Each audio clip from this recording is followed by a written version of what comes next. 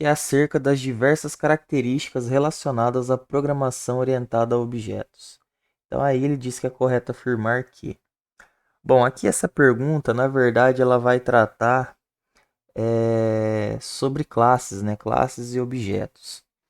Então, vamos entender melhor o que, que é uma classe e o que, que é um objeto. Então, a gente pode pensar inicialmente na classe como uma forma e o objeto é o que eu consigo gerar a partir dessa forma.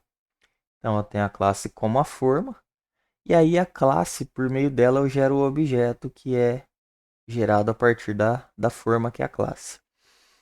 Então, o que aconteceu aqui?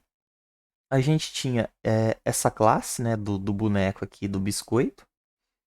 E aí, a partir dessa classe, eu gerei um objeto a partir dela. Então, a classe, ela tem só a forma, ela tem só a estrutura. É como se ela fosse também a planta da casa. E o objeto em si, aqui no nosso caso, é o biscoito já feito, já personalizado, o que é um ponto importante, com a cor, com as personalizações que eu quis fazer. Então, o objeto ele é a partir da classe. Então, a gente gera um objeto a partir de uma classe, que é a nossa forma. Então, com base nisso, vamos aí às alternativas.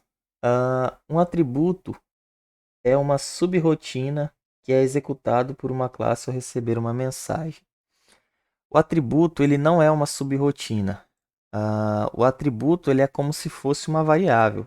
Ele é parecido, né, em vários aspectos com uma variável, no sentido das variáveis que a gente viu nas linguagens de programação estruturada.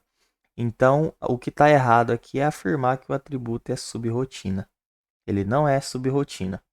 Uma subrotina aqui, no caso, seria um método. Então, essa afirmação está incorreta por causa disso.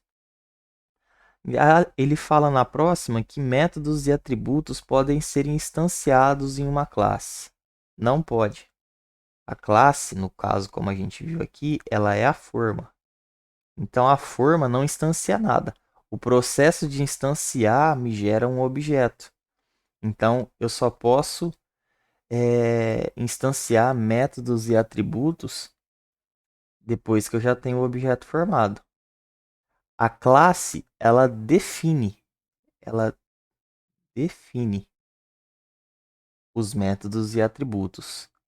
E de forma que para instanciar de fato aí a métodos e atributos, a gente precisa de um objeto. Na próxima, um atributo em uma classe é apenas uma definição e uma ação apenas ocorre quando o atributo é invocado por meio do objeto.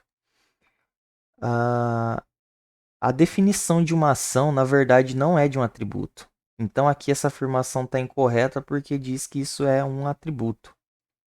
Então, aqui, na verdade, o que a gente tem para que isso fosse verdade seria aqui, no caso, um método. Então, por isso, essa afirmação está incorreta.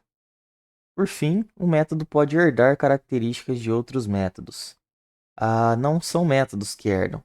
Método em si é só uma função. Então, o certo aqui seria classe. Então, uma classe pode herdar características de outras classes. Então, essa afirmação também está incorreta. Por isso, a gente fica então com a primeira afirmativa, que um método determina o comportamento de objetos em uma classe. Ele determina então o comportamento, a ação, coisas do tipo. Então, a primeira alternativa para a pergunta 2 é a que está correta.